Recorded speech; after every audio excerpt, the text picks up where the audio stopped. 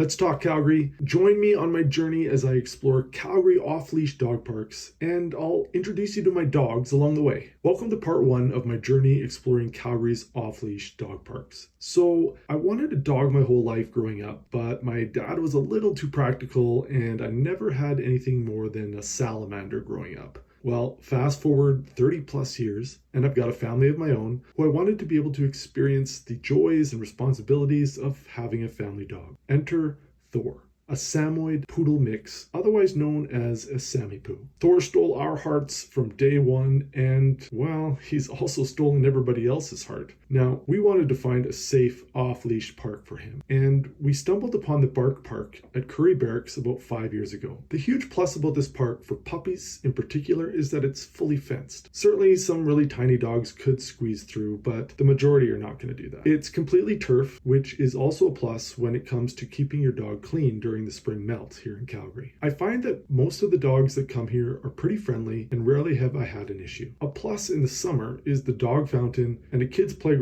just a 3-minute walk down the beautiful pathway. Currie Barracks is a beautiful neighborhood with some top schools and lots of walking paths. It's centrally located just north of Glenmore Trail on the west side of Crowchild Trail. I don't come here as often anymore as my adult dogs can be a little grumpy and find it a little too enclosed without enough trees and pathways to explore. But it's still a great park for socializing your puppies or when you need a safe late night option. It's got a fun obstacle course for the dogs, which can be a bit challenging to use unless you're here early or late in the day. I would say the biggest downside to this park is the size, as some dogs who like to do their own thing will likely get bored quickly. It's a great park year-round with Christmas lights on the trees really lighting things up through many of the winter months. I would rate this park an 8 out of 10 and highly recommend it for younger pups. Follow me for part 2 as I explore Edworthy Park.